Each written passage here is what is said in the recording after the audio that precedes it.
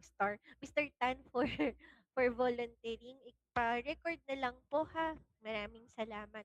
Tapos as per Sir Baron, ang mangyayari mamaya pagkatapos natin sa PAN 2, palit naman kami ni Sir Baron. So, i-announce ni Sir Baron kung anong oras, mga siguro mga 10:30 or 11, PMOK na po kayo later. Okay? So, handa na po ba kayong mag-compute for today? So, magko-compute tayo ngayon and this is about statistical quality control and drug stability. So, I'm hoping that we could finish po all the lectures po for today para during our face-to-face classes, ang gagawin na lang po natin is konting recall, then exams and quiz po tayo noon mga time na yun. Okay. So, so far, tomorrow is the last day of our online class. And then we'll get to see each other again on Thursday, Friday of this week. Okay, di ba? Para we have something to look forward to. After next week po, it's not yet announced, but I think on March 20, we don't have a class kasi it's the end of celebration ng Ramadan. But it's not yet announced. Ha? Don't be so happy. After 2 weeks after that is the Lenten season break. So we have almost a week also na relax and to review and prepare for your midterm examination. So sabi ko nga sa inyo, if you will be doing your hard work ngayon, it will be fade off or yung ano siya, ano yun, i-reward kayo at the end kasi ang second year po ay walang summer class. So kaya, alam niyo yun, ano po kayo, pahinga po talaga kayo sa summer. Lalo na kung kayo ay regular. So kaya gagalingan ha. So sige po, nandiyan pa po ba kayo? React naman. Salamat. So today again is the topic is statistical quality control. So which means we will be reviewing your basic stats. Meron po ba kayong stat pa? Parang wala na kayong stat sa curriculum, no? Pero previous batches kasi, meron silang statistics. Pero most of the statistics that we'll be discussing today or ano po, diniscuss na sa inyo nung kayo ay high school pa. Okay. I think sa elementary meron na rin ito. Okay. Pero wag mag-alala, may calculator naman. Okay. So, statistical quality control, the objective of this lecture, at the end of this lecture, the student must be able to discuss the role of the statistical quality control in evaluating the quality of production in manufacturing plant. Also define terms like yung mga chance causes, assignable causes, what is in control, out of control, and lastly, to construct and use quality control chart. Okay. So let's start. What is statistical quality control? Okay. So this ano po, process was actually developed by Dr. Walter Schuhart ng Bell Telephone Laboratories. Actually, ang Bell Telephone Laboratories din na ang may dahilan kung bakit meron tayong military standard. And yung military standard, naalala nyo nung prelim? Ito yung chine-check kung ilan po ba yung ating sample size. So, from a 1 million na produce na ilan lang po dun sa 1 million yung isa-subject mo for quality control. So, si Bell Telephone Laboratories din ang gumawa ng military standard. Aside from the statistical quality control, so they also introduced the concept of controlling the quality rather than inspecting into the product. This is what we call your Schuhart controls chart technique in process manufacturing operation. So, it was introduced the concept of your statistical sampling inspection. So, ang pinakang purpose dito is to identify whether yung na-manufacture mo na produkto are of good ba or bad. So, nire-replace na yung old method na iisa-isahin mo yung lahat ng produkto mo kung pasok siya sa specification or not. Because sa case ng manufacturing ng pharmaceutical, most of our tests are destructive. So, hindi puwedeng lahatin yon ay i-inspect mo. And hindi naman puwedeng hindi mo inspect siya mga destructive test. Kasi it's important and kasama dun sa protocol na matigas man siya, dapat yung tabletas, dapat gaano katigas lang dapat yung allowable. Okay? So, yun yung statistical or purpose na statistical control. Okay? So, next. Ay, ba tayo malipat? Sorry po. Ayan. So, the quality of manufactured product is defined as the conformity in the given standard and specification. So, again, you you could only compare if pag meron kang na-set na standard and specification. Okay? So, kapag wala at hindi to measurable, okay, so hindi ka ano tawag dito, makakapag-conclude ng of good quality ba siya. Okay? Baka sabihin niyo, "Ma'am, di ba po meron pong mga quality na hindi po countable or measurable? Yung pwedeng bibilangin mo lang siya na isa, dalawa, tatlo, yung out of defect." Mamaya maiintindihan niyo kung anong klaseng variations po iyon. And when you measure the quality, meron po tayong tinatawag na amount of variations o yung kumbaga ito yung standard mo, puwedeng hindi naman siya yung saktong do'n, pero within the range. Yun yung gusto nating malaman, okey? So, we have different sources of variation. So, these are your chance or common causes of variation. So, it's inevitable or unavoidable, usually in large number, random in nature. So, a good example of this are yung mga slightly differences in in-process variables like yung diameter, weight, service, or temperature. So, yung mga, yung mga common causes are classified common because they are natural and random. Pwedeng inherent na siya sa system. Mangyayari ang tawag ito, yung mga common causes kapag kunyari, yung pinakang hulmahan o yung die nung tableting machine mo, natural naman na mag, tawag ito, didikit po yung ibang powders doon. Kaya yung lahat ng mahuhulma doon, baka hindi siya bilog talaga. So, alam niyo yun, yun yung mga chances or mga possible common causes. So, again, when we say common causes or chance causes, these are inherent to any productions or measurement process that are generally uncontrolled without major system changes. Okay? So, yun po ang chance causes. So, ulitin ko lang, ano may example nito? Pwedeng nagkaroon ng vibration, mga minor fluctuation ng temperature and humidity. So, those are a good example of your chance causes. So, anong impact nito? Ah, pag dahil makikita mo at posibleng ina-anticipate mo na yung risk na yun, predictable po sila. And sometimes, ini-ignore mo na yung limits. Kasi alam mo na na may ganun palaging klase ng variation. So, kaya pwede mong i-ignore yung mga out of control or yung hindi within dun sa limit. Okay? Next ay yung assignable causes.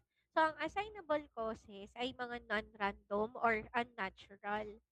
These are identifiable and can be eliminated. Okay? To behave unpredictability or operate out of control, yun yung mga example of your assignable causes. So, ang pinakang tatandaan sa assignable causes, they are non-random, intermittent, and traceable with a specific sources. Okay? Anong pwedeng example nito? Puwedeng dahil pagod yung empleyado, okay, worn yung sira na yung makina or tools or yung machine needs repair, it's considered as assignable causes, okay? Puwedeng mali yung raw material, okay? Anong kaibahan sa chance causes, ang effect nito ay malakihan, okay? Significant, and puwedeng mag-require ng negative effect dun sa production itself. So, yun yung mga assignable causes. So, immediately identified and madali mo din silang i-correct ang assignable causes. Sorry, busog. So, to maintain the quality and optimal level of the minimum non-uniformity, quality control is faced with a problem of evaluating the magnitude, yung gravity ba nung chance causes, kung siya ba ay talagang lagpas na po dun sa specification, or to detect the existence of assignable variation which can be corrected. So kaya para ma-identify mo pa siya kung sobrang taas na ba nung magnitude at pwede mo pa siyang makorek, ang gagawin natin ay gagawa tayo ng statistical quality control. Okay? Now, the statistical quality control is monitoring the quality by the application of statistical methods in all stages. So, it makes up to the control chart. So, it consists of the following. Ano yung mga following na yun? Dapat meron kang proper sampling plan. Meron kang pang-determine ng variations ng sample. And pwede kang makapag-conclude or interferences at the end of the entire batches under investigation. Okay? So, these are the terms that are commonly related to statistical quality control. First is yung descriptive statistic. Okay? So, pag sinabing descriptive statistics, this monitor the quality of application of the statistical method in all stages. So, yung mga descriptive statistics natin, yung mga mean, median, mode, range. So, that is your descriptive statistic. Okay? Next is we have your acceptance sampling expectation. Okay? So, alam na natin si sampling, no? Anong difference ng sampling sa 100% inspection? Ang 100% inspection, yung lahatin mo siya, i-check isa-isa. Mostly, nang nag-100% inspection, yung mga nasa critical or high cases yung pwedeng possible effect or mga high cost. Kunyari, cellphone na worth 100,000, isa-isahin mo yun kung of good quality yun. Okay? Or kotse. Okay? Or sa gamot naman, ito yung mga high valued products and yung mga mataas na potential risk kapag mali po yung productions po nila, mga vial, biological, so yun yung 100% inspection. Kapag naman po siya ay sampling, commonly ito ay kapag, ano tawag dito? Pag meron lang po siyang, um, yung mga test po niya ay destructive na. So, wala kang mabebenta nun kung lahat yun, 100% inspection mo. Kaya magsasampling ka. So, sampling is determine the quality of variation of sample and making inference of the entire batch under investigation. So, it make use of the control chart. So, ang control chart is a tool which make influence decision related to the function, specification, production, and inspection. So, this is what we call your statistical process control. Okay? Now, traditionally, when we do statistical tool, we use your mean. So, ang mean, ang symbol ng mean is your X bar. Okay? So, when you compute for the mean, you are computing the central tendency. Okay? Or yung pinakagitna nung sample mo. Okay? So, that is what we call your mean. Okay. Pag sinabing range, range is the difference between your largest value and your smallest value. Ang range po nagsiset nung kung alam mo yung gitna nung pinakamalaki at pinakamaliit. So, anong gitna nila ay yung range nga nila. Okay. So, si standard deviation naman is minimeasure yung amount of data dispersion around the mean. Ibig sabihin, kung anong galaw ng data, kung i-compare mo siya sa inyong mean. Okay? So, mamaya may makikita kang graph na ganon.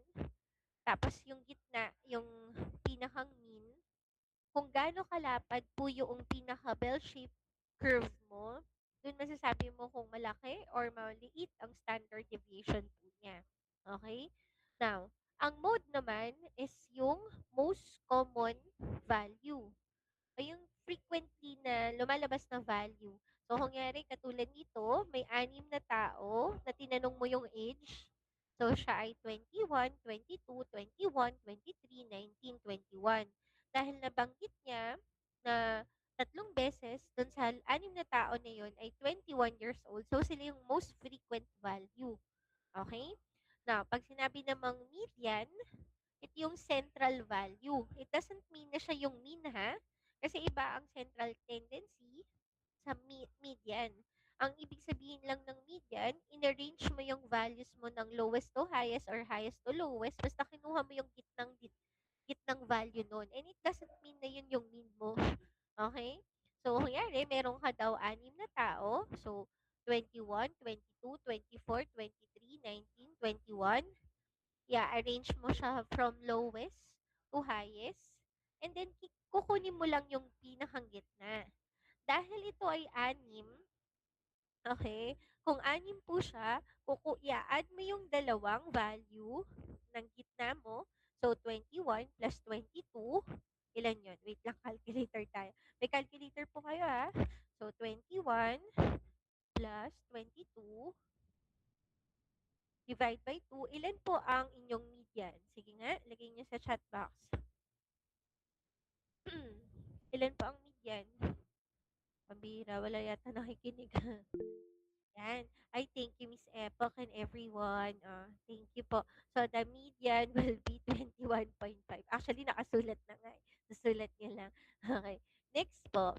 Yun. Tatandaan nyo, kapag siya ay add element or kunyari, yung data sets mo, ang tawag kasi dito ay data sets o yung mga values or data mo na doon sa pag-specification ng samples mo or nung pag-check mo nung characteristic ng compound mo, siya ay odd. I-arrange mo lang siya ng lowest to highest and then kukunin mo yung gitna. So, that is your median. Pag siya ay even, i-arrange mo rin po siya ng lowest to highest and then from yung pinakagitna nun, kukunin mo yung pinakang mean niya. So, i-add both of them and then you will divide that by 2. Kaya ang naging median ay 4.5. Okay? Now, doon naman tayo sa sample variance. Okay? So, si sample variance, ay nga pala, paano ba kinukuha ang mean? Ang mean ay i-compute mo siya lahat and i-divide mo kung ilan po lahat yung data sets mo or yung sample mo. Okay? Number ng sample mo. So, yun yung mean. Okay? Meron din tayong tinatawag na sample variance. Ang sample variance po ay nagme-measure kung gaano kalayo yung data points na spread out sa mean. Kung gaano kalayo yung, kunyari, ang mean mo ay ito, gaano po kalalayo yung data mo malayo sa mean. Okay? Kung gaano ka-diverse yung data sa mean. Okay? So, it represents the average squared deviation. Okay? So, that is your sample variance. Ang formula niya ay summation of open and close parentheses, x or yung data minus your mean of close squared divided by n minus 1. And kung papansinin mo, medyo kahawig siya, di ba? Pag ini-square root mo na siya, ang tawag na sample variance ay yung standard deviation. Okay? Nagets niyo po? Ano nga ulit si sample variance? Ang sample variance ay mini-measure kung nagulat ako. Okay. How far? May tanong po ba kayo? May nag-raise ba ng hand? Wala, diba? Basta pag may question kayo, lagay nyo lang po sa chat box or raise hand or unmute yourself, ha? Okay. Ayun. Nagulat lang ako. Okay. So, again, si standard TV, si sample variance ay nagme-measure kung how far data points are spread out from the mean. Kung gaano kalalayo yung datas mo sa mean. Nire-represent lang niya yung average square deviation mo. Okay? Pag in-square root mo na siya, ang tawag na doon, standard deviation. Ito yung nagme-measure naman how diverse the point is eh, in related to mean. So, kapag kino-compare mo na siya sa mean, gaano naka-diverse yung differences niya around the mean. So, take note, if your data has low standard deviation, it indicates na mas malapit siya sa inyong mean or close siya doon sa inyong mean. Kapag yung high, yung standard deviation po niya, ibig sabihin po, napaka-spread or napaka-wide yung range nung diversity or yung dispersion ng datas mo around the mean. Naintindihan niyo po ba ulit? You would you like to repeat my ano? Okay, last ano, yung sinabi ko, ulitin ko na lang. So, standard deviation po, pag sinabi pong low ang standard deviation, ibig sabihin, napakalapit niya po sa mean. Okay? Kapag mataas naman po ang standard deviation niya, sobrang spread out ng data mo, napaka-wide ng range mo, na difference mo around the mean. Okay? So, yun lang naman po. Ngayon, meron pang dinagdag, si average deviation. Ang average deviation naman is yung tinatawag nating MAD. Okay? Or yung mean absolute deviation. Okay? Ang mean absolute deviation is yung measurement ng average amount of data points different from the mean or median of the data sets. Okay? When you compute your average deviation, take note, kaya siya merong ganitong line. Ano ibig po sabihin nito? Naalala niyo po ba yun sa inyong maths? 'Di ba meron pong ilalagay na gano'n, yung dalawang bar? Ano ibig sabihin po nun? It indicates na absolute value. Very good. Ibig sabihin po nun, kung absolute value siya, i-disregard mo yung positive or negative sign. Okay? So, ang pinaka-purpose lang talaga nito is you would like to know kung gaano kalaki. Saan ka pumunta, sir? Maingay ba ako? Ha? Uh, it represents the data spreads averaging from the absolute difference between each data point and the mean. Or in short, to summarize, gusto mo lang talaga malaman kung anong difference ng data mo doon sa mean mo at kung gaano, yun lang. Yun lang, yung lahat ng data mo, ano pinagkaiba ng data mo sa mean mo. Okay? Yun lang siya. Kung papansinin nyo, ito rin lang naman siya. Ang difference lang nun, walang n-1. Okay? So, ano bang ibig sabihin pag may -1 at saka, sorry, maingay ba ako? Maingay ako? Ha? Okay, sorry po, sir. So, again, pag may n-1, ibig sabihin nun, you are computing yung standard deviation ng sample. Kapag walang -1, ibig sabihin you are computing the standard deviation of your population. Sa case ng pharma, ginagamit natin si -1. Bakit? Kasi kinukuha natin yung sample size eh. From 1 million po, kukuha ka lang ng 50, for example, na ditas. So, kaya, ang standard deviation natin ay may -1. Okay.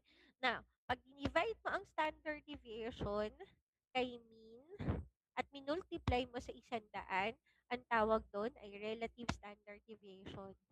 O kaya, ano tatandaan si relative standard deviation? Siya po yung, ano tawag dito? Yung relationship ng lahat ng dispersion ng datas mo at kino-compare mo lang siya sa mean.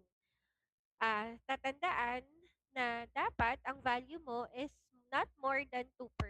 It only indicates na yung datas mo ay malalapit dun sa central data mo or mean mo. Okay? So, let's have a practice activity. I know naman na may sagot na to. Okay? Pero gawin pa rin natin. Ha? Sige na. Okay. So, first is, let's compute for the mean. Okay? So, paano nga ulit ko computein yung mean? I-add mo siya lahat, tapos i-divide mo kung ilan siya. So, kung bibilangin mo yan, ilan po ba sila lahat? 1, 2, 3, 4, 5, 6, 7, 8. O, sige, 8 sila lahat. Naka-arrange naman po sila sa order. So, okay na tayo. Hindi na tayo magre-rearrange. O, sige. Ilan daw po ang mean natin? So, 61 plus 64 plus 67 plus 71 plus 73 plus 73 plus 85 plus 91. Divided by, ilan nga ulit yan? Siya ay 8. So, divide by 8. Ang sagot niyo po ay ilan? Actually, may sagot na yan dyan sa PowerPoint. Pero try nyo lang. Okay? So, that is 73.1. Actual whole number na sagot is 73.125. Am I right? Okay, 125. Okay, thank you so much. Next is, ilan naman ang mode? Sino nga ulit ang mode? Yung mas frequent data mo. Okay? Ano yung pinaka-frequent data dyan? Yung laging binanggit. Okay? Si 73. Okay? Kasi dalawa siya. O, so, 73 siya. Okay? Ngayon, kung nyari, wala po siyang palaging binanggit. O di, sulat mo lang na wala siyang mode. Okay? Ibig sabihin ng datas mo ay walang ano yun, walang mas frequent lagi. O kunyari, may dalawang data na pareho siya. Kunyari, 73, 73, tapos meron ding 67, 67. O, di ang mode mo ay 73 and 67. Did you understand? O, di ba? Pang kinder. Okay. O, yun lang. Okay? Next is yung median. So, dahil ito ay 8 lang, okay, ano yung ibig sabihin nun? Even siya. So, kukunin mo yung gitna. So, 1, 2, 3, 4. Yan yung gitna. Tapos, yung 73. 1, 2, 3, 4, 73. Para makuha ang median, i-add mo yung dalawang gitna at i-divide mo sa 2. So, ang median ay ilan po? 72. Very good. Did you understand? And lastly, ilan po ang range? Ang range po ay yung difference ng highest value sa lowest value. Okay? So, 91 minus 61, the answer is 30. Ano ibig sabihin po nun? Yung data mo ay nasa pagitan lamang nung 30. Kumbaga, ano ba yun? Yung data mo, naglalaro lang sa gitna nung range na yon. Okay? So, yun yung ibig sabihin. Parang manok. Kung nilagay mo siya sa range, sa, ano yun, sa bakod, dun lang yung takbo niya sa bakod niya. So, yung range. Naintindihan? Okay. Now, next is, compute natin yung variance, standard deviation, average average deviation, and yung relative standard deviation po. Okay, ito daw yung data. So, nabanggit din natin siya kanina na 73.1 ito. Okay? Pag kinuha natin yung x minus mean, ibig sabihin nun, yung data, ima-minus mo lang sa mean. Okay? Tandaan na ito ay merong line na ganun. Ibig sabihin nga kanina, ito ay yung absolute value. So, kapag absolute value siya, ibig sabihin, irregardless kung positive or negative po yung magiging answer. So, ibig sabihin, si mean minus data sa simula ay 73.1 minus 61. So, ang magiging sagot ay 100. Ay, sorry, 100. 12.1. Okay. 12.1. Okay.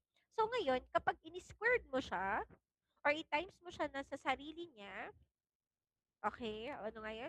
12.1 squared, the answer is 146.41. Okay? Nagets niyo po ba? Ngayon, pag inisa-isa mo yan, makakaroon ka ng summation. Tandaan ha, magkaiba ang summation sa mean bar.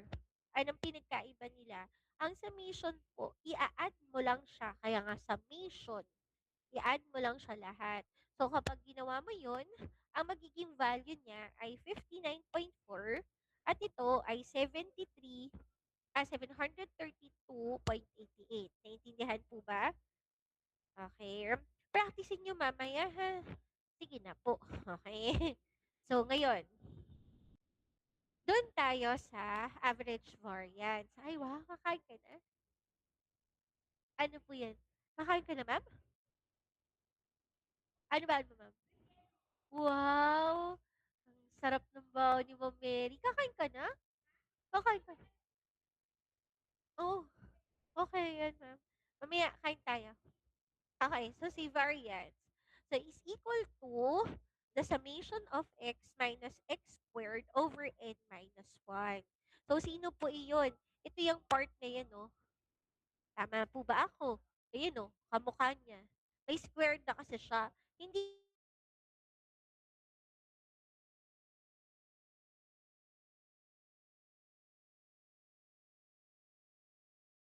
732.88, divided by, ilan nga yung n natin kanina? 8 yan, di ba? Minus 1, so this is 7. Okay? So, anong sagot sa average variance po? So, this is 732.88. Ay, syntax error agad. 732.88 divided by 7. Your answer is, ayan, very good. 104.70. That is your average variance. Okay. How about your standard deviation? So, pansinin mo, this is also the same with your standard deviation. The only difference is you will square root po. Okay, which means is square root mo lang yung sagot mo na to. And yun na ay si standard deviation. So, ilan po ang sagot? Syntax error ulit. Ilan po? Siya ay 10.23. Naintindihan? Okay. So, kung nakikinig kayo kanina, kung ang standard deviation ay mataas or mababa, ano nga ulit siya? Kung mataas po siya, ang standard deviation, ibig sabihin lamang po na siya po ay wide yung range ng differences. So, totoo naman, oo. Imagine mo, yung 61 naging 64, tapos naging 95. So, talagang napakataas ng range ng deviation ng data mo. Pag mababa po ito, ibig sabihin malalapit lang po yung data mo sa mean. Okay? Ayun. Si average deviation po, okay? Si average deviation po ay kino-compute yung difference lang ng data mo sa mean. Okay? At i-divide mo lang siya sa kung ilan yung population mo. Okay? So, ilan nga po ulit yan? This is 59.4 divided by ilan yung population mo? Ito ay 8. So, 59.4 divided by 8. The answer is 7.425 or 7.43. Very good. Okay? Now, to compute for your standard deviation or relative standard deviation is equal to your standard deviation divided by mean times 100. So again, what is your standard deviation? This is 10.23. So this is 10.23 divided by your mean. Your mean is this one, di ba? 73.1. Okay? Then you will multiply that by 100. 10.23 divided by 73.1 times 100. The answer will be ilan? Okay, 14%. Or in short, 13.9945%. Tama? So, to summarize, it's 14%. Or actually, 13.99%. Okay? So, may question po ba sa part na to? Naiintindihan po ba? Napakadali pa lang, no? Diyan sa part na yan. Sa dulo, medyo mahaba kasi siya eh. So, kaya kailangan naintindihan nyo po, ha? So, ano nga ulit? Sa exam nyo, pwedeng maglagay ka po kami ng ganito, data. Okay? So, pag nakakita po kayo na ito yung bell shape po at saka yung wide yung bell shape, ibig sabihin, kapag small yung standard deviation, kasi ito yung mean mo, narrow lang po yung spread ng data, small lang yung standard deviation. And kapag medyo wide po yung dispersion ng data sa mean, it only indicates na mataas yung standard deviation niya. Okay. Now, meron din tayong sinasabing symmetric at saka skewed. Okay? Skewed yung hindi pantay ba? Imbis na bell shape siya, nakapahaling siya or ano siya sa kabila. Okay? So, that is yung skewed. Okay? Tatandaan na kapag sinabing symmetric, ibig sabihin, yung datas are evenly distributed sa mean. Okay? Even po yung distribution niya sa mean. Pag skewed po siya, or mas longer yung tail niya, ibig sabihin po nun na uneven or hindi balance po yung datas niya compared sa mean. Yung clustering nung differences ng data mo ay mataas, malayo dun sa mean. Okay? So, naintindihan po ba yung ibig sabihin po nila? Okay. Ngayon, susunod na IC, quality control chart. Okay? So, meron tayong dalawang klase ng quality control. Si variable chart at saka si attribute chart. Okay? Ano nga ulit si variable chart? Ang variable chart ay yung mga nabibilang, naka-quantify, pwedeng may instruments kasi sila, like yung meter, grams, liters. So, kaya, sila ay variable chart. Si attribute chart, hindi sila measurable with use of instrument eh. Bibilangin mo siya as defect na 1, 2, 3, 4, 5. So, that is attribute chart. So, under this chart, we have your mean bar, and yung range bar chart. Okay? So, again, this is your mean bar, and yung range bar chart. Okay? So, ang average mean is the most used in the quality control chart, while the range and standard deviation used to measure the dispersion ng data around the mean. The attribute chart naman, instead of uh, measuring it with the use of instrument, you just count the number of item na nag-conform and nag-fail dun sa specification. So in this case, we are computing for the fraction defective or percentage defective, o yung bibilangin mo lang from 10, ilan percent siyang defective. So that is P chart, and your C chart is the number of defect per unit. So, this is also known, ang attribute chart ay tinatawag ring go or no-go chart. Okay? So, this is the graphical chart shows that the proportions of productions are per unit that is not acceptable or within the limit. Okay? So, ito po yung pagka kasi nilagay mo na yung data, tapos meron ka ng control chart, magkakaroon ka ng ito yun, upper control limit at saka lower control limit, and yung central line. Yung central line mo, yun yung mean. Now, yung variations daw ng data, ang sa normal causes, dapat within lang doon. So, kapag lagpas na po doon, ito yung tinatawag nating assignable causes. Okay?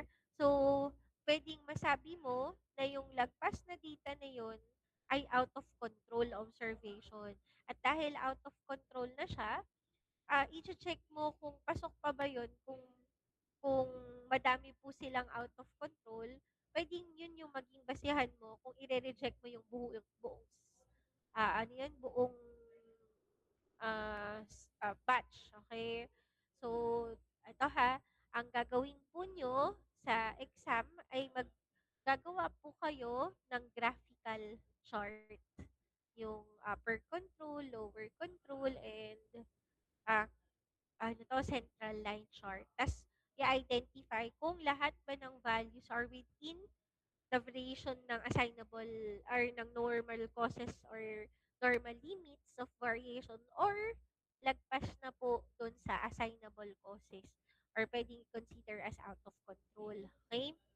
Now, kapag ginagawa mo to, kailangan mo ng solid line, horizontal, may target values ka, and then saka mo i-graph yung all observation. So, makinig ha, nakalagay dito, all observation should fall within the under normal variation. So, para masabing statistically controlled.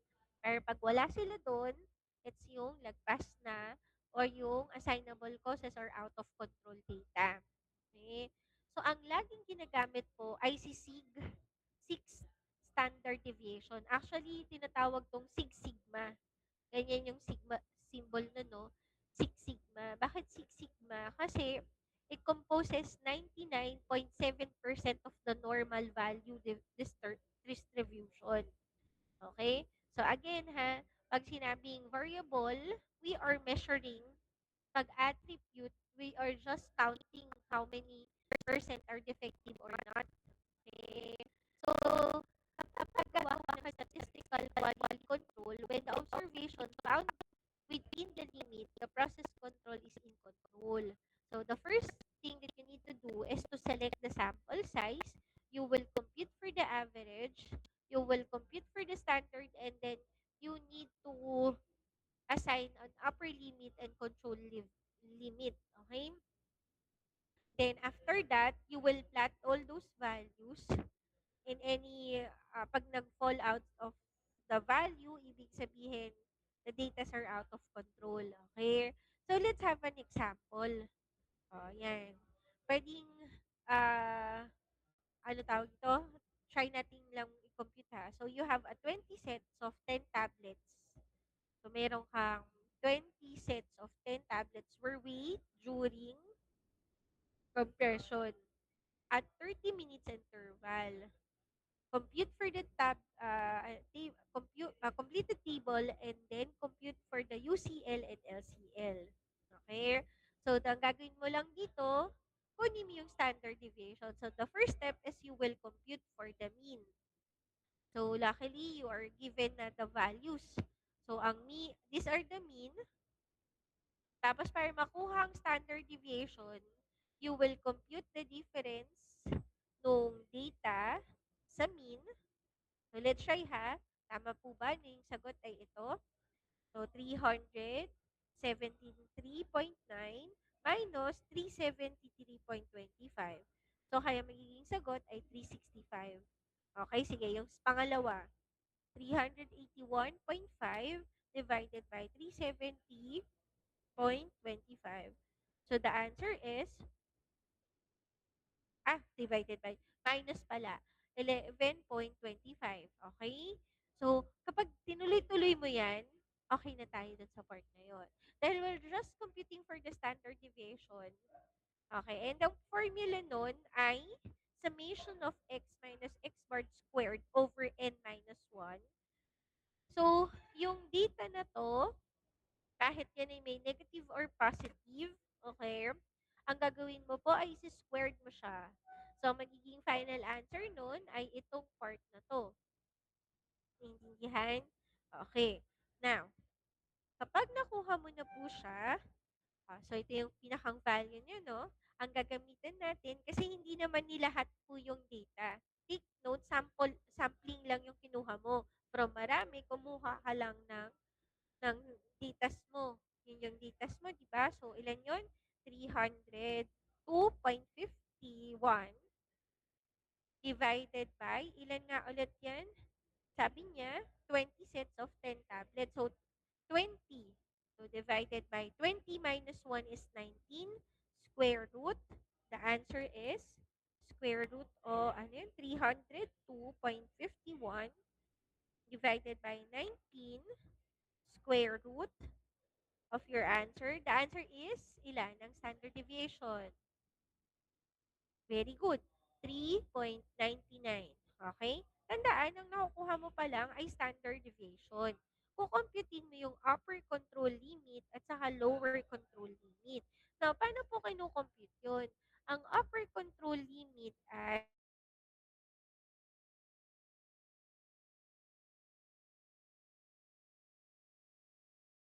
wait lang, may data dito. Ayan. Ang upper control limit is computed sa standard deviation kung saan yung mean bar, ipa-plus mo sa 3 times your standard deviation.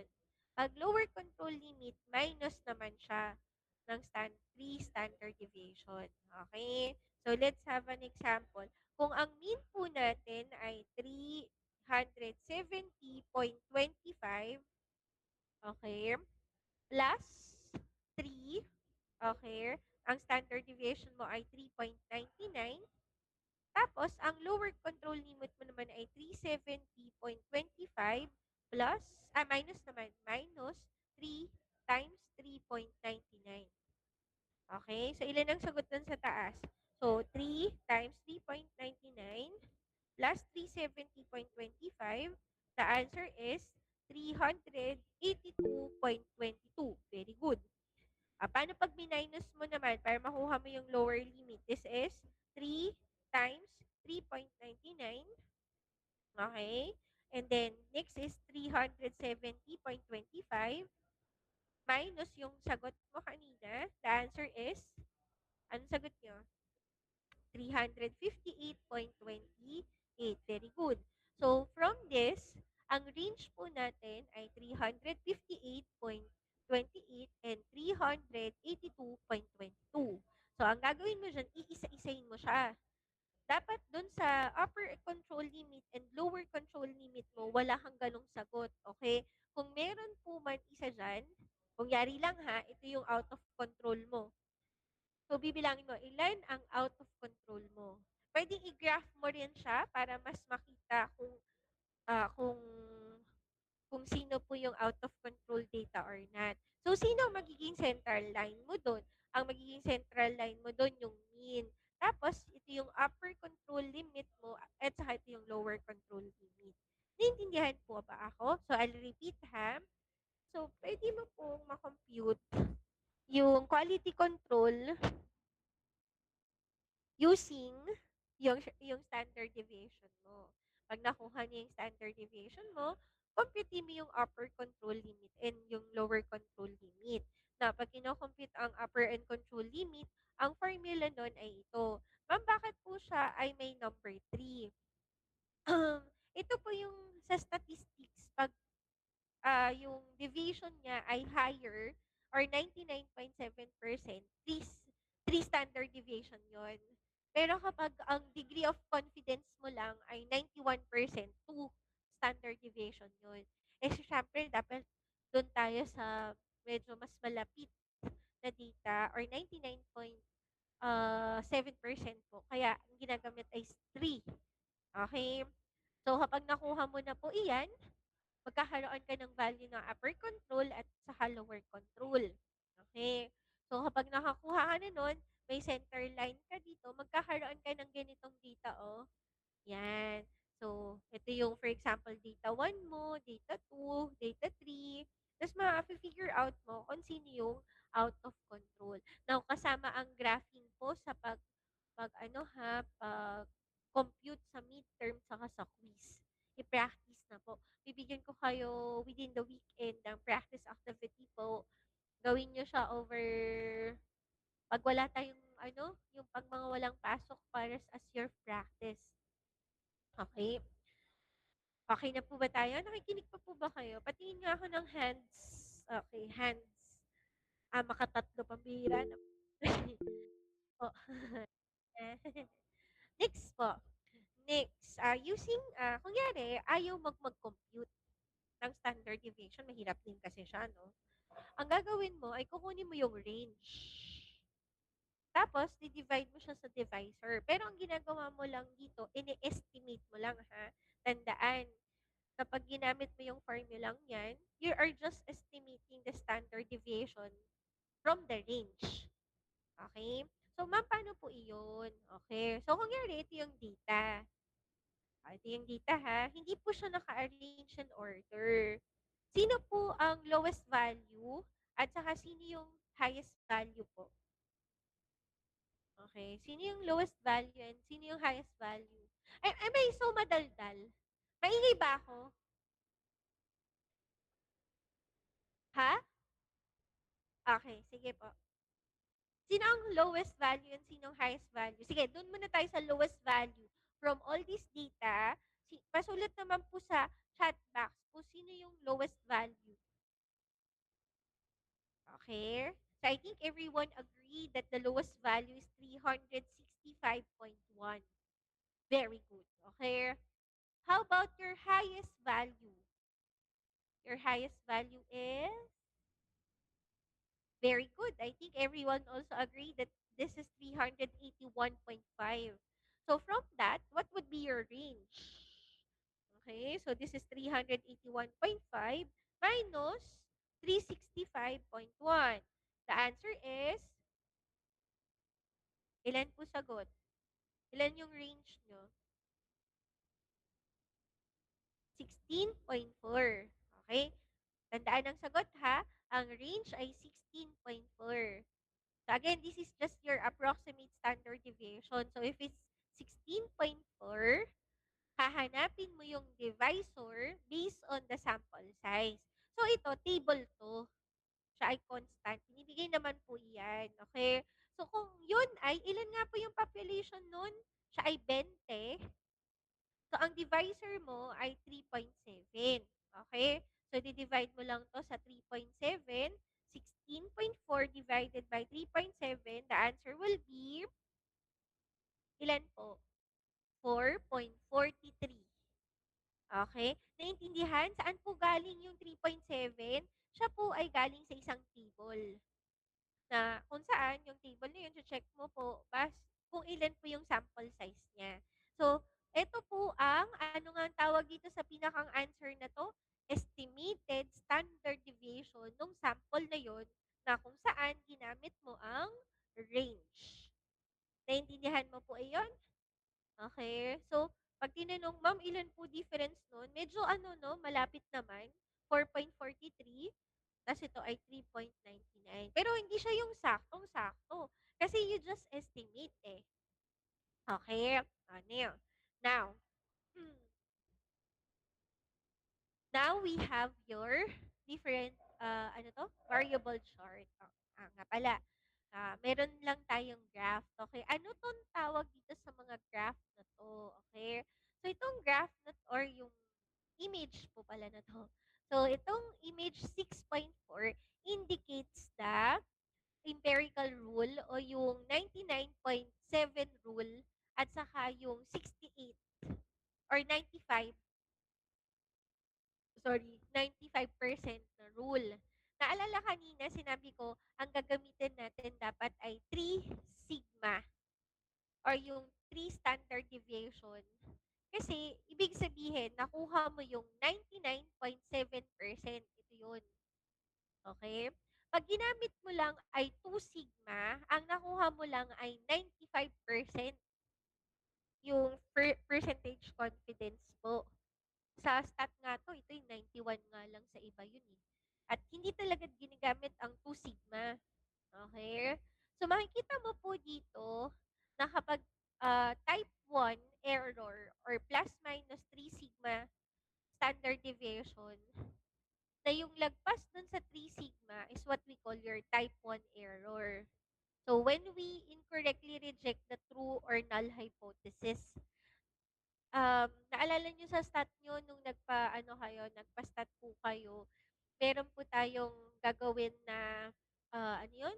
Null hypothesis if you will accept or reject your null hypothesis if there is no significant difference or there is significant difference. So, yung value na kahit 0.3% lang siya away from 100, malaking purpose siya kasi pwede mong ma-reject or approve yung null hypothesis mo. So, yun lang naman ibig sabihin nun. Pero, yung mga datas mo, ina-assure mo na within 99.74% mo siya. Okay. Next. Next is your variable chart. Okay? Pagod na po ba? Hindi pa. Kasi wala pa tayong isang oras. Okay? So, si variable chart, o kung nakikinig po kayo kanina, si variable chart po ay nagme-measure po, kasi may instrumento siya. So, kunyari, gumamit ka ng analytical balance to measure weight. Okay? So, ang tawag doon sa mga values nun ay variable chart. Okay? So, next is, this portrays the fluctuation in the sample mean. So, the mean of this sample means denoted the double bar or the mean of the mean. Okay? So, kaya pag sinabing mean chart, it's the mean bar. So, ito yung mean, na kinuha mo pa yung mean ng mean. Kaya siya mean bar. The range chart naman, show the range variation. So, ibig sabihin yung range, kinuha mo rin yung mean. So, kaya range bar po ang tawag doon. Okay? So, si X bar, monitor the changes sa mean process or the central tendency. While the X bar monitors the dispersion or the variability of the process. So, sometimes the two charts can be used for both datas. Okay? So, paano ginagawa nun? Sa X bar chart, i-average mo muna. Kunin yung double mean or the mean bar. Kunin ang standard deviation. Kunin ang standard error or mean range and computing ng upper control limit. Ganun din sa range chart. Okay? So, kunin ang double bar range, mean range, and your upper control limit. Okay? So, let's have an example. Okay? So, ito yan. Magko-construct ka daw ng inspection taken 4 samples with 3 observations hourly. Okay? Mahalagang nakasulat na 3 observation lang. Okay? Tapos, at the sample, if the standard deviation of bottling is 0.2, so binigay na yung standard deviation sa'yo, use the below data to develop uh, control chart with the standard deviation for 16 ounces bottling operation. Okay? So, first is you will compute for the mean, or. Okay? Yung mean, kukunin mo rin yung mean. Okay? So, to summarize, ang kukunin mo kasi ay kung ilan yung number na in-observe. So, pansinin mo to ha. Hindi po siya kung ilan yung sample na 25, kundi kung ilan yung in-observe mo sa isang sample. So, kunyari, 4 na beses mo tinignan yung volume niya. Ganun ang ginawa. Trial 1, 2, 3, 4. Tapos, in-average mo yun. Okay? Now, nung in-average mo yun, kinuha mo ulit yung average, ay yung pinakang summation nun, tapos saka mo siya i-average. So, ang tawag sa sagot nun ay mean bar. Okay? Kasi yung mean dito, dinivide mo ulit siya doon sa mean ng lahat. Ang tawag nun, mean bar. Okay? So, balikan natin to ha, assignment nitong part na to. Okay? Tandaan na ang pag-compute nito ay hindi base sa sample. Ito ay base sa 3 obserbasyon. So, ibig sabihin, ang pagbilang nito ay paganon. So, ibig sabihin, ilan po yung mean nung una? 15.8 plus 16.1 plus 16 divide by 3. The answer is 15.9697. Okay? Tapos, kunin mo lahat pababa.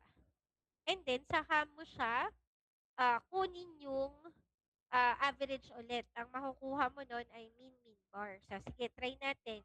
16 plus 16 plus 15.9. The answer is, divide by 3. The answer is 15.97 ulit. Okay? Next. Yung 15.8 plus 15.8 plus 15.9 divide by 3. The answer is 15.83. And then 15.9 plus 15.9 plus 15.8 divide by 3. The answer is 15.87. Okay? I-add mo lang, divide mo sa 4. So, 15.97 plus 15.97 plus 15.83 plus 15.87. Okay? Divided by equals, divide by 4. Ilan po ang pinakang sagot nyo? 15.91. Okay? Ang tawag dito is your mean bar. Pag nakuha mo na yung mean bar, ito na yun eh. Yung mean bar. Okay? Ipa-plus mo siya sa Z. Ano yun? Sigma of your mean bar. At pag lower control limit, siya naman po ay minus Z of your uh, sigma x bar. Ma'am, anong ibig sabihin ng Z? Okay? Sa example na to, ang Z po ay yung 3, kasi ito yung 3 sigma.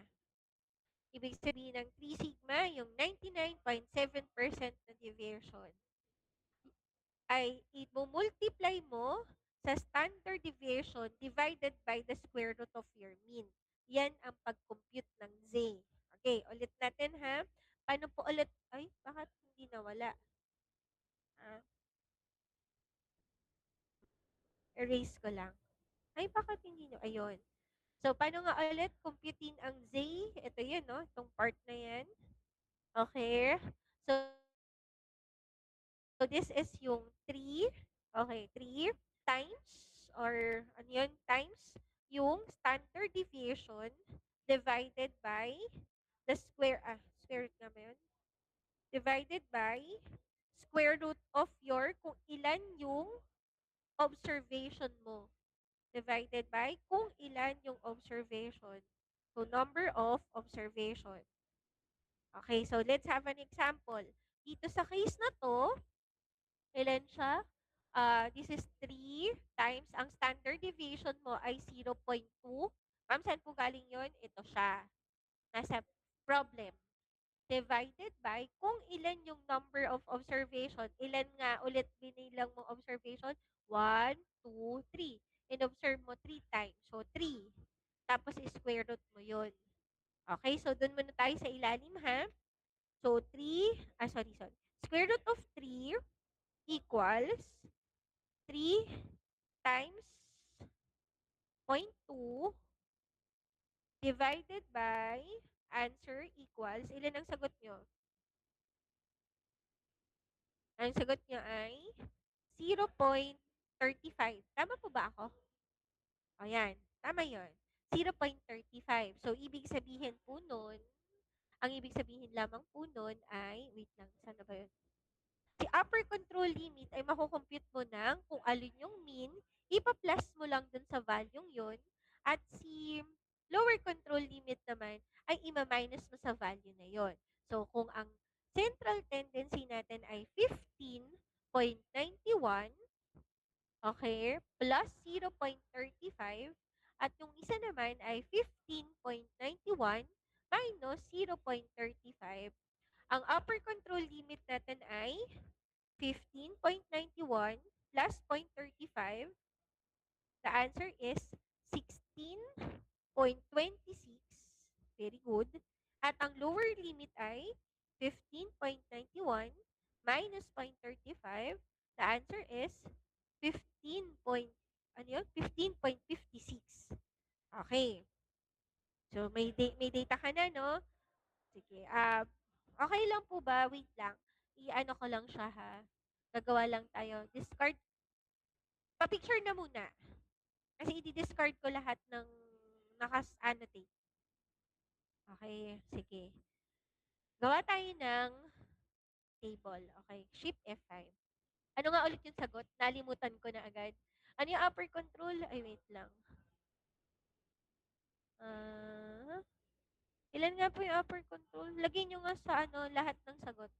Ay, sorry. Presenters view. Pasulat naman po ng upper control, lower control, and min bar. Okay, min bar, upper control, at lower control limit. Yung sagot lang natin kanina, pasulat lang po sa chat box. Okay, ang upper control ay 15.26, ang lower control, ano? Mali pala ako. Ano yun? 15.56 is your lower control. Ang upper control ay ilan nga ulit? Nasaan na yung sulat nyo? Message. Ang upper ay 16.26. Tama ba? Upper control is 16.26 and then upper control is 15.26. Ilan po ang min bar? Ang min bar yung x bar dito. Ayan, very good. 15.91. Okay. So, yan na yung data, di ba? Okay. Ngayon, magka-graph na po tayo. So, i-graph mo lang po. Lalagay mo lang dito yung central line. Ang central line mo ay kung ilan yung min bar. Ito ay 15.91. Ang upper control ay 16.26. Ang lower control ay 15.26. Tama po ba? O, ngayon, sino ang ipa-plot mo? Yung in-average mo kanina dito. Alin nga yung average nito? 15.97 ba? Tapos 15.97. Tapos ano ang isa? Ano yun? Ah, 15.8 plus 15.8 plus 15.9 divided by 3. Ang sagot ay 15.83. Oo. Yung sa panghuli, 15.87. Okay? So, base dyan sa sagot na yan, okay, 15.97, 15. Yun yung i-graph mo. So, kung assume natin ito yan. Pareho siya nung pangalawa, 15.97. So, ito yon. 15.83, so medyo mababa dun sa central line. So, nangyari, yan yun. Tapos, 15.87, yung isa, so 87 malapit sa 91, o so ganyan. I-connect mo lang po yung lines.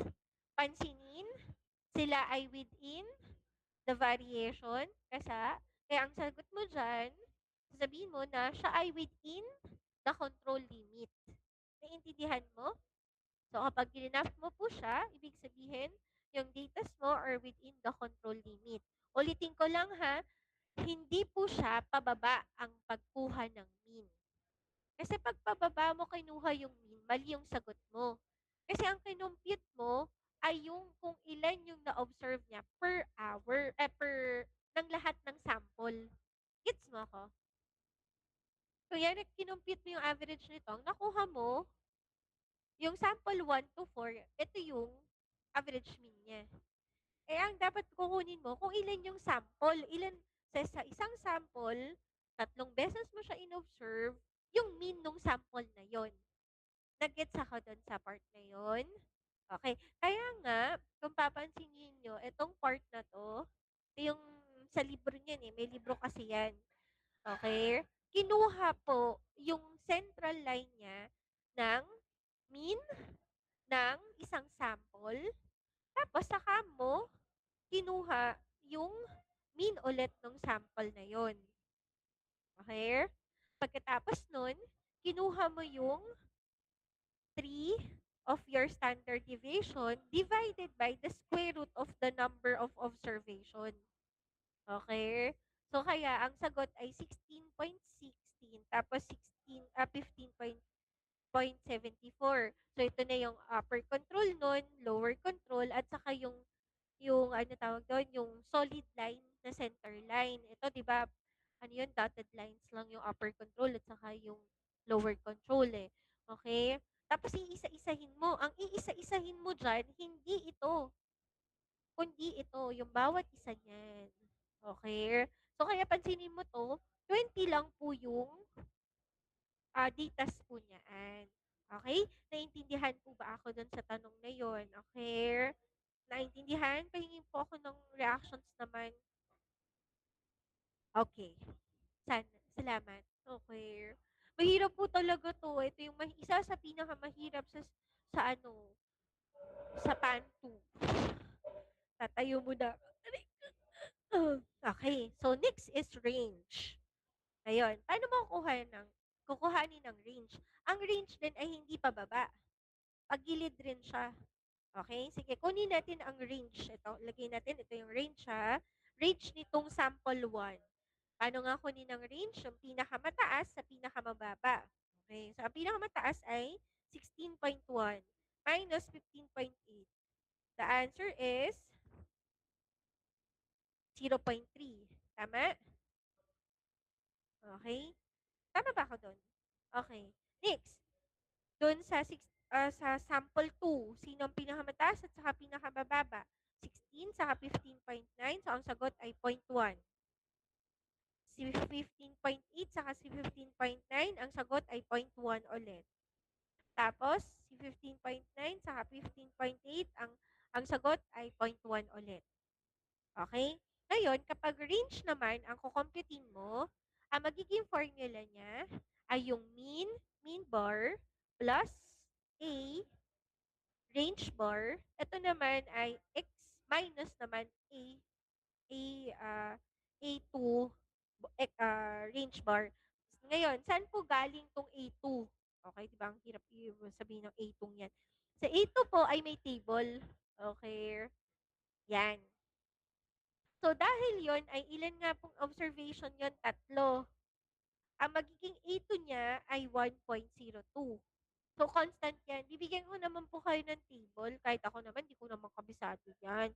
So, ini-estimate mo lang yung standard deviation. And dito po yung magiging, ano niya. Ma'am, bakit po nga ulit 3?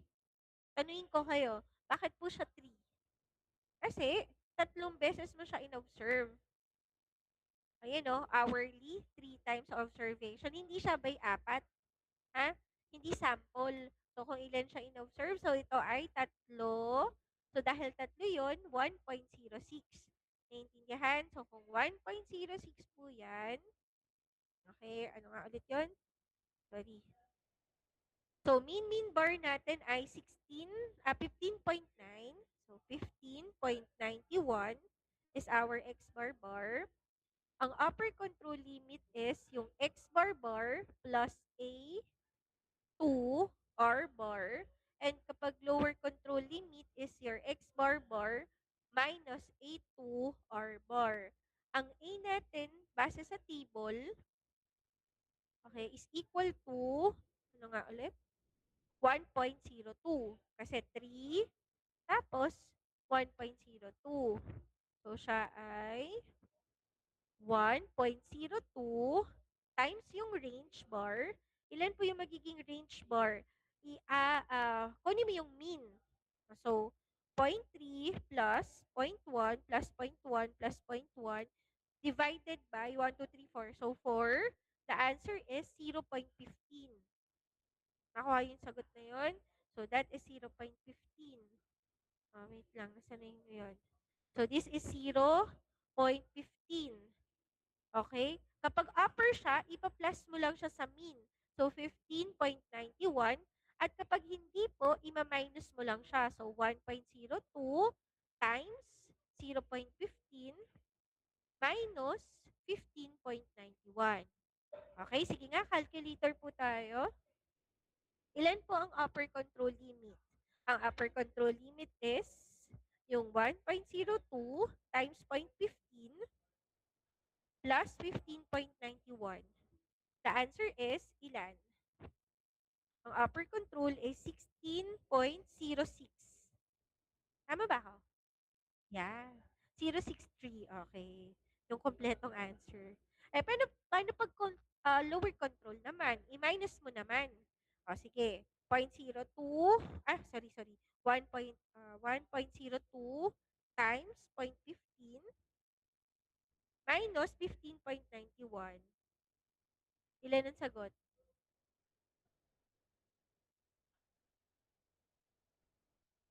Ha? Hindi. This is ano ha, 1.02. So again, 1.02 times 0.15 minus 15.91. The answer is 15.757 or 50.7. Okay, very good. Okay, tama yan, tama yan. Okay. Ngayon, ma'am, bakit po ganun? Hindi siya pareho kasi inestimate mo lang siya. Balikan natin kanina, 'di ba ang standard deviation, pwede mo siyang ma-estimate using range. So kaya kung gusto mo, pwede mong gamitin rin itong range sa pag-compute po nung upper control limit ng mean bar at saka ng yung lower control limit ng mean bar. Okay, so pwede mo rin siyang i-graph. I-graph mo siya base dun sa range. So dahil range siya, no? Sorry po, lagyan natin ng table na yan.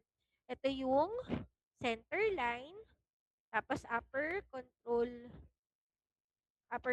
limit, tapos lower control limit. Okay? So ilan po yung central natin ay yung pa rin 15.91. Ang lower control limit natin ay this is upper. The upper control limit ay 16.06. Tapos ito ay 15.57. Okay? Or 58. Okay? 56 ba? O, 56. Okay? So, kung ano man yan, ang i-graph mo pa rin ay yung average nito. Okay? So, yung average pa rin niyan. Ang gagamitin mo pang graph. So, isa-isahin mo ulit. May lagpas po ba or wala?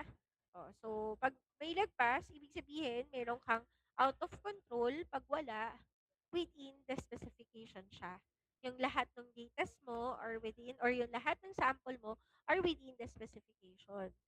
Okay? So, tandaan, ang ginawa pa lang natin ay X-bar chart. Okay? Ginamit lang natin si range pag mag-estimate ka ng X-bar chart. Pero meron din tayong tinatawag na range chart. Iba yun. Okay? So, sa range chart, okay, sa range chart, ang formula naman po niya, wait lang sa yung range chart. Yan. Sa range chart, ang gagawin mo is, wait lang, hindi yun. Ito. Yan. Yung, ano to? Summation of your range, i-divide mo siya doon sa number of samples mo or yung lahat ng sample na ginamit mo doon sa preparation. Tapos, para makuha ang upper control limit saka lower control limit naman, yung D4 at saka D3. Okay? So, bigyan natin ng example Yung kanina, di ba sabi mo, ang center line ng range po ay 0.15. Ma'am, paano po natin nga ulit nakalimutan ko na kinuha mo muna yung range ng sample base sa per sample niya na observation. So, kunyari ito, sa sample 1, ang pinakamalaki ay 16.1, ang pinakamaliit ay 15.3. So, 0.3 yun. Tapos, i-add mo lang yun, i-divide mo sa 4, kasi 4 po yung sample nun. Ang sagot, ang center line ng range ay 0.15. Tama ba ako? Okay? So, ang sagot dito ay 0.15. Wait lang So, ang range bar ay 0.15. Ilan nga ulit yung, ito na yun. Yung upper control limit niya, saka yung lower control limit niya, para makuha mo yan, makukuha mo yan dun sa table. May table siya. Diba kanina si A, to, yan. Di ba tinignan natin kanina? Tatlo kasi yung observation niya sa per hour. 3 hours mo in-observe. Doon mo rin makukuha yung D3 at saka D4. So, ang D4 ay 2.57. Ang D3 ay 0. Okay? So, ibig sabihin, ang D3 ay 0 times yung range mo na 0.15. Ang lower control ay 2.57 times 0.15. Ma'am, saan ulit galing yan? Doon sa table. May table po yan eh. Ito yung table na yan.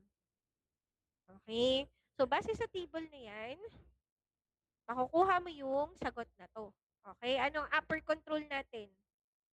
Okay? 2.57 times 0.15.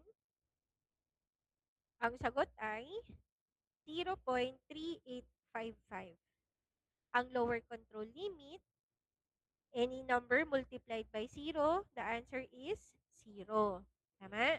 So, ngayon, kapag grinaph mo yon, ang center line mo ay 0.15, ang upper control ay 0.39, ang lower control ay 0. Tama? Okay. Ngayon, babalik ka lang ulit dun sa kinuha mong range. Ilan daw yung kinuha mong range? 0.3, 0.1, 0.1, 0.1. Okay? So, babalik ka doon. I-graph mo lang siya doon. Ano yun? 0.3. So, kung dahil to, malapit siya. Tapos, 0.1, 0.1, 0.1. Dahil po sila ay within the limit naman or within dun sa variation range, anong sasabihin mo? All values are within control limit. Okay? Pag merong isa pong labas dyan, ibig sabihin, meron kang out of control data. Naintindihan po ba iyon? Okay. Sana naiintindihan nyo Mahirap po kasi ito. Ito talaga yung pinaka nakakalito at mahirap. Hindi, actually, hindi siya mahirap. Pwede natin i-consider na nakakalito po kasi siya. So, basta ang tandaan, sa variation chart, ang una mo munang gagawin is hanapin ang X-bar chart. Okay? Para makuha ang X-bar chart, kunin yung mean ng bawat sample. Okay? Pag nakuha mo yung mean ng bawat sample, computein mo na siya base dun sa 3 sigma mo. Okay? And then, pag nakuha mo na yun, graph mo na yung upper control, center line, saka lower control. Okay? Kapag naman po siya ay, anong tawag dito? Kapag naman po siya ay range chart ang gagamitin po para makuha ang mean, ganun pa rin. Kukunin mo muna yung range, tapos saka mo i-compute siya based dun sa D3, D4. Okay, para makuha mo yung average, yung A pala, A squared, para makuha yung approximate na ah, standard deviation po. Okay? Ngayon, pwede mo ring makuha yung dispersion ng data sa using range chart naman. So, sa range, kunin mo yung difference ng highest value sa lowest value. And then, after po nun, i-compute mo na siya i-multiply mo siya sa D3 at sa D4. So, ito po yan. So, ito yung ginawa natin dun sa mahabang data. Kinuha yung upper control, lower control. Pansinin, kinuha ulit yung range ng bawat data. In-average. No, in-average mo, kinuha mo yung, di ba, in-average mo, kinuha mo yung A squared, nakakuha ka ng upper control limit, lower control limit using pag-compute ng mean bar using range. So, from this, pwede kang gumawa naman ng range chart. So, dun sa range mo, i-multiply mo lang siya sa D4 at saka sa D3. Okay? Kaya nakakuha ka ng ganitong value. And from that, meron ka ng magiging graph. Okay? So, hindi ko lang pinakita dito yung graph. Okay? So, yun po siya. I'll be sending a practice problem, ha? Sige, let's have an example. Ito siya. Assignment nyo na lang po to. Pag may time or kung gusto nyo sa pasukan, hindi. Sige, ano na lang muna, practice nyo na lang. Bibigyan ko na lang kayo through Canvas ng bukod kung sa susunod na mga araw. Okay? So, yun, kailangan ipasa. Yung ilalagay ko sa Canvas, yun yung ipapasa nyo. Ito, practicing nyo lang. Okay? So, sa case na to, malalaman mo siyang variable chart siya. Bakit? Kasi, na-quantify mo siya. Hindi siya whole number. Hindi 1, 2, 3, 4, 5. Okay? So, from that, hanapin mo muna yung mean. Pag kukunin mo yung mean, hindi siya pababa. Kasi ito yung number ng sample mo. Ito yung sa bawat sample mo, in-observe mo siya 5 times. So, kukunin mo yung mean. So, pag nakuha mo na yung mean, kukunin mo rin yung mean bar. Yung mean bar, yung average nung lahat ng mean na nakuha mo. Then, saka mo kukumputin yung upper control limit and lower control limit. Sa case ng mean, dalawang paraan mo para siya makompute. Ano nga ulit? Yung merong 3 sigma at saka yung gagamitin mo yung range. Okay? So, pwede mong gamitin yon. Or, pwede ka naman din gumawa ulit ng isang chart. O, yung pangalawang chart mo ay si range chart. Okay? Sa bawat isang sample, kunin mo yung highest and lowest value nun. So, kung yan, ang highest nito ay 10.7, ang lowest ay 10.2, so which means ang range mo is 0.5. Kunin mo yung differences nun lahat, and i-average mo siya, yun yung range bar. Okay? So, nakuha mo na yung range bar, computein mo yung upper control limit using range and lower control limit using range. Tapos, mag-graph ka lang. So, ganun po siya. Naintindihan sana, ha? So, ito, assignment nyo po to, or kapag medyo naiinip ka maya-maya, pwede nyo pong gawin itong part na to, ha? Okay. Next, we're not yet done kasi meron pa tayong attribute chart. Okay? Gusto niyo po ba break lang tayo ng 2 minutes? Kukuha lang akong tubig. Ha? Kuha lang akong tubig. Wait lang po.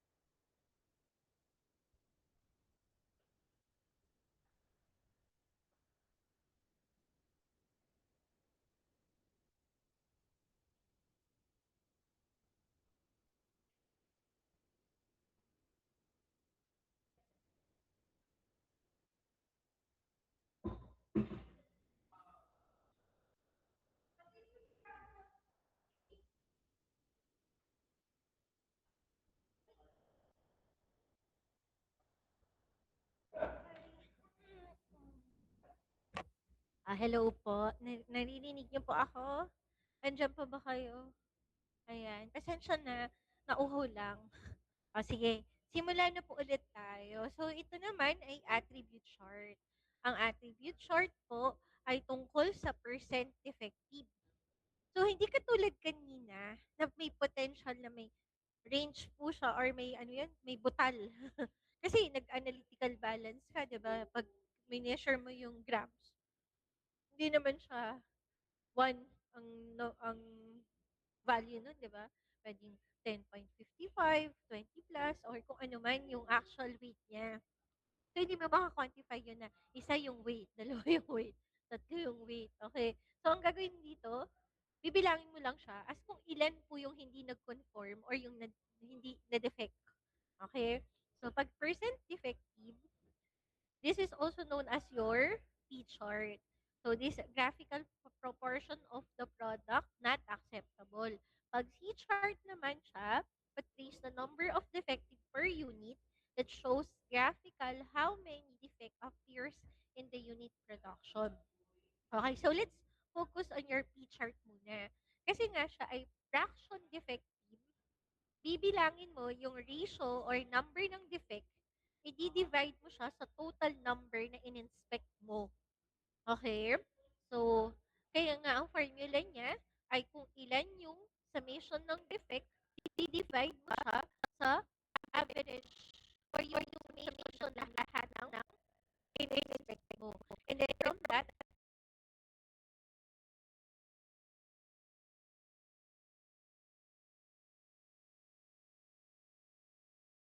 upper control and lower control, kino-compute siya ng ito. Yung 3, dahil nga siya ay 3, dahil 3 sigma tayo, or yung standard deviation niya ay 3, 99.7%. Okay? The square root of your P, open and close parenthesis 1 minus P bars close over N. And kapag lower control, minus lang po siya. Or ito yung tinatawag nating D sigma P. Okay, and ang C sigma P ay ito ang formula po niya. Which is, ito yun nga. There. So, tapos after nyan, ipa-plot mo po siya. So, let's have an example. Okay? Kukunin mo daw yung, ito ta, a production manager has a tire company, tapos nag-inspect daw siya ng tire.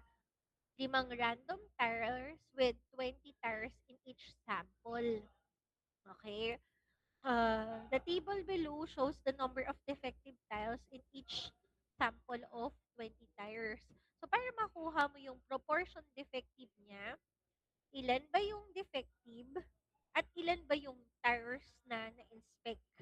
So, that is your fraction defective. So, 3, parang in short, sa 20, may tatlong defect. So, 3 divided by 20, 3 divided by 20, the answer is 0.15. O, sige nga, kompletuhin natin tong table na to. Paano kapag sample 2? Ilan po yung percentage defective nun? 2 divided by, sorry. Okay. Ayan. 0.12. Very good. Nagutom lang. Okay. Yun naman, 1 defective of 20, ilan? 1 divided by 20, the answer is, ito, number 3, ilan? 0.05. Very good. Yung pang-apat, 2 divided by 20. Same po. Hanggang sa number 5, dahil 2 rin naman yun, 0.1 siya. Okay? So, yan ang tinatawag natin yung fraction defective. Ngayon, sorry lang. Nilunok ko lang. Para makuha yung pinaka central line niya, bibilangin kung ilan lahat yung defect, tapos i-divide dun sa kung ilan yung, anong tawag dito, yung in-inspect mo. So, ilan yan? 3 plus 2 plus 1 plus 2 plus 2. This is 5, 10. So, 10 divided by 20, 20, 20, 20, 20, 100. So, 10 divided by 100, the answer is 10 divided The answer is 0.1. Okay? Ito nakuha. That is yung ano po natin. Ngayon, para makuha yung upper control limit at saka yung lower control limit, yung p-bar, o which means yung central line mo na 0.1 ay i-add mo doon sa 3 sigma times, ito yung sasagutin mo, ito yun, yan. Yung square root of 3, yung square root of p is 0.1, tapos 1 minus 0.1 divided by kung ilan po yung n sa sample ay 20. Okay? 20 nga ba? Wait lang. Confirm ko lang.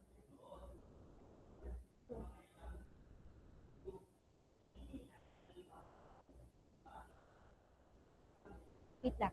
Check ko.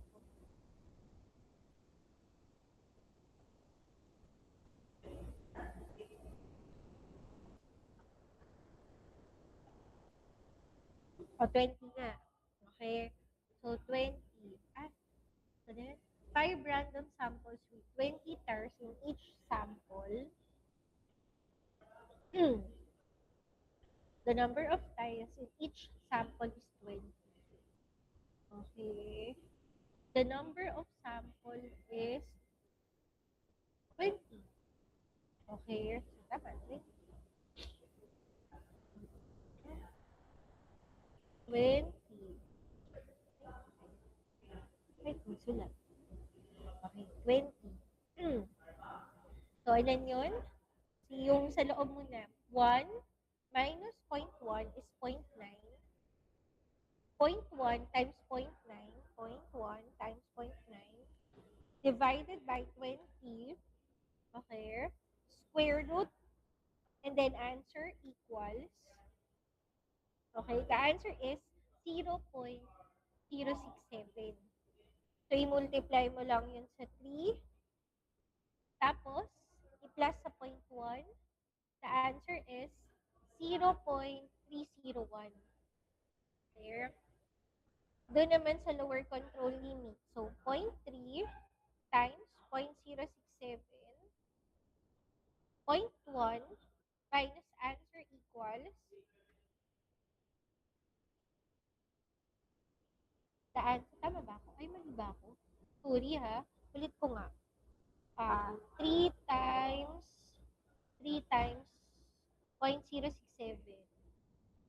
Okay? Times, plus pala, plus 0.1. Kaya, sabi ko nga, okay, tama naman. The answer is ito. Pag minus 3 times 0.067, 3 times 0.067,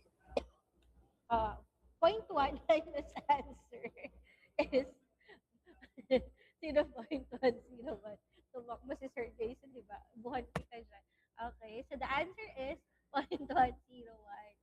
So that is the lower limit. Ngayon, gagawa ka ng graph. Ang graph natin, ang center line natin ay yung 0.1. Ang upper control limit ay 0.301. And ang lower control limit natin ay 0.101. Okay? So, sino i-graph mo? Ito pong part na to. Yung fraction niya. So, sabi mo, siya ay 0.101 o sa'yo 0.100. 0.100 tas pasok pa rin naman. Okay? Isa pa ulit. There. Tapos meron kang 0.15. O, dito yun. Ay, sige, 0.1. Ay, mali. Dito. Dito lang yun yung graph. Yun. Wait lang. 0.1. 0.1 is 0.101. Dapat mas mataas na, di ba? 0.101 sa 0.100. Okay. Mali. Okay, ulit natin ha. Ang center line ay 0.101. yung lower control ay 0.101. Dapat nasa taas yun. 0.101. Kasi ito 0, 0 yun eh. Tama. Tapos, ito ay 0.301. Okay. Basta, kung titingnan mo, within the range limit naman siya. Bibigyan ko ulit kayo ng practice problem dito kasi medyo, confusing siya. Okay. So, basta, tandaan na ang P-chart ay parang katulad ng mean bar na siya po ay kailangan computein po yung sigma p pa bago makompute yung upper control limit and yung lower control limit. Okay. Ay, may mali ako. Kasi since minus pala natin siya sa 0.1, ang sagot ay negative. Tama ba ako? Negative 0.101. Okay? So, kung negative po yun, ibig sabihin, ang value is, ulit natin. Kung i-graph natin siya, this is negative 0.101, 0.1, and then 0.3, 0.301. Wala naman kasing value na negative. Ibig sabihin, wala na siyang defect, may kulang ka pang hindi na bilang na defect, parang ganun. So, kaya, yung negative ay gagawin na lang natin 0. May sagot talagang 0, negative dyan. Naalala ko na. So, kung 0 po iyan, or negative nga, yung negative mo ay 0 na, so, i-graph mo siya. O, ilan yun? 0.15. Nagpas siya ng konti. 0.1. 0.05. 0.15. So, lahat ay within the range. So, all datas are within the control limit. Okay? So again, I'll be giving you a lot of practice problems like this one. Okay? So nakasulat dito, meron ka daw ointment that was filled into 10 working days. Tapos 50 tubes were filled each day. Kaya hindi siya attribute kasi binilang mo lang kung ilan yung nag-leak. Hindi mo binilang kung kulang ba siya or ilan yung kulang niya. Binilang mo lang kung ilan yung nag-leak. Okay? Dahil binilang mo yung nag-ililik, yan lang po yung datas mo. Kaya may 4 ka, 6, 7, 5, 3, 1, 6, 6, 20, 2, tas 1. So, ang sabi mo dyan, sa bawat isang araw, 50 yung ini-inspect mo. So, isusulat mo lang dyan. Ilan yun? 4, 6, 7. So, 4, 6, 7.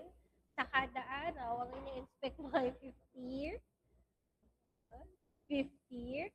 Tapos, kukunin mo yung fraction defective niya. So, ibig sabihin, 4 divided by 50, the answer is 0.08. Okay? So, yun naman, 531.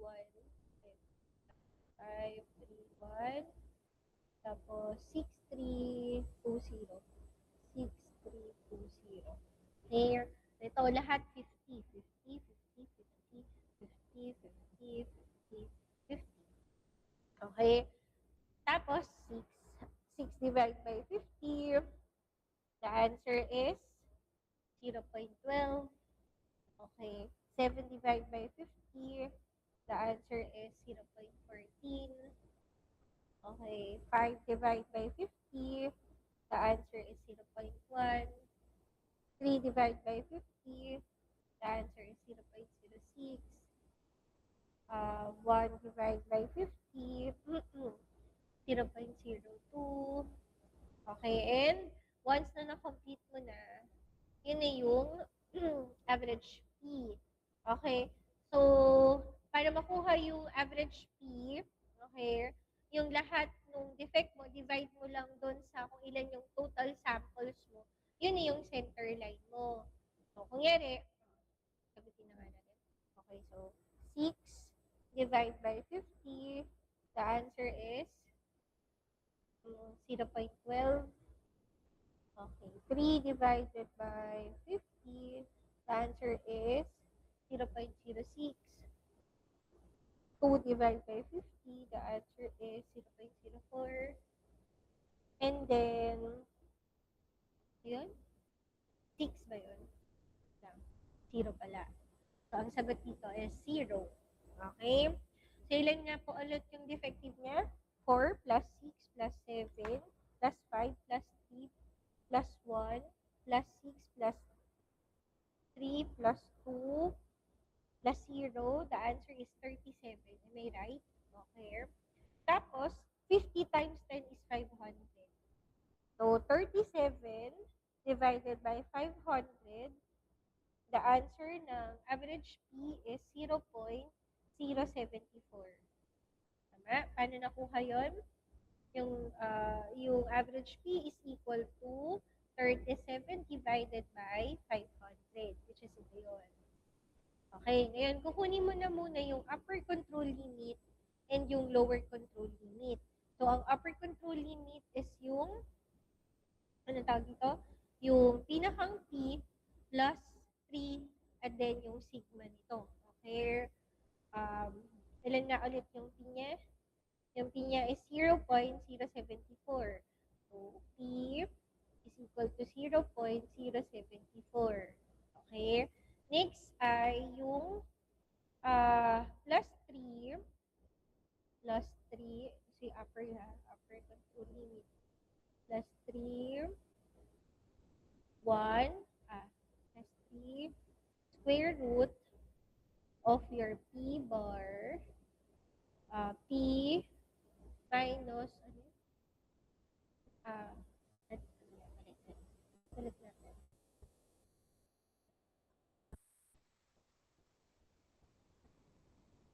So, paano yun? P bar minus 1, times pala. Times 1 minus P bar divided by N. Okay? Ilan po ito? So, kung ito ay 0.074 plus the square root, 3 pala, 3 times square root of P. Ang square root of, yung P bar is 0.074. Ay, very good. May sagot na yung kaklase nyo. Times 1 minus 0.074 divided by kung ilan yung N. Ilan nga po yung N natin na gagamitin? Kung ilan yung sample na ini-inspect mo. Kung ilan yung sample na ini-inspect mo, 50 kada araw. So, 50, so divide by 50. So, unahin muna natin. 1 minus 0.074. Okay? Saka, may times sa 0.074.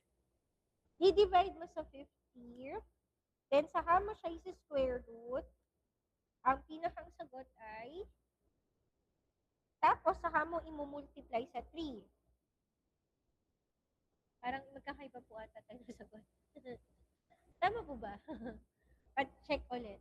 So, siya ay 1 minus 0.074. Okay? Then, saka mo siya i-multiply sa 0.074. Divide mo siya sa 50. I-square root mo siya. And then, saka mo siya i-multiply sa 3. Ang pinakasagot ay 0.11. Ay, bakit ganun? 0.111. Tama po ba? Hindi ako nag-round off, Tama po ba ako? Or mali ako? Oh, wait lang. Ako yata ang may mali. Diba ang formula niya ay ito? P, open and close 1, minus P bar over N. Okay. Tama po ba? Okay. So, which means, 1 minus 0.074, yun kasing P bar natin kanina, yung P bar natin kanina, 0.074. Tama ba yun? 37.500. Tama. So, 1 minus 0.074. Okay? Then, saka mo multiply sa 0.074. Divide mo sa 50. Tapos, saka square root mo siya. Right. square to siya, and then saka mo siya i-multiply sa 3. Promise, ito sagot ko. Nakuha niyo po ba to? Na na-multiply na sa 3 ah. Kapag in-add mo po siya sa 0.074, okay, ang magiging sagot plus 0.074, the final answer ng upper control limit is 0.185. Okay? Kapag lower control limit, ima-minus mo na lang siya dyan. So, 0.074 minus 0.111, ang sagot ay, anong sagot nyo kapag lower limit? Ima-minus mo lang to. So, siya ay negative 0.037. Okay? Tandaan kapag negative po siya, wala namang negative value po pag nagbibilang ka ng 1 to 10 eh. Oo, may definite na siya. So, ibig sabihin 0 yun. So, kaya 0 na lang po siya. So, kapag graph mo po siya, i-graph mo lang siya base dito sa values po na to. And, assuming na, kunyari nag-graph tayo ang pinakamataas po dapat ay 0.185. Okay, 0.185. So, dahil 0.12 ang pinakamataas, so okay pa rin. Pasok pa rin po lahat. Okay, within the limit pa rin siya. Pero kung merong mas mataas po sa 0.185, ibig sabihin po noon na meron siyang out of control or within assignable bosses. Okay? So, yun po yun. Okay, last na lang po. Hindi ko pala matatapos. Kala ko makakapag-lecture pa ako ng stability. May isa pa kasi akong computation. Pero sige, sa Friday na lang. Sa Friday, pa-anticipate na may quiz tayo sa Friday, ha? Tungkol sa liquid saka solid. Na-discuss ko yun last time.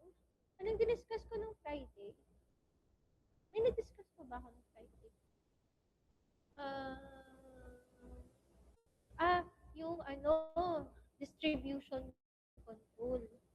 So, ano ba diniscuss ko? Yung may reconciliation. Okay.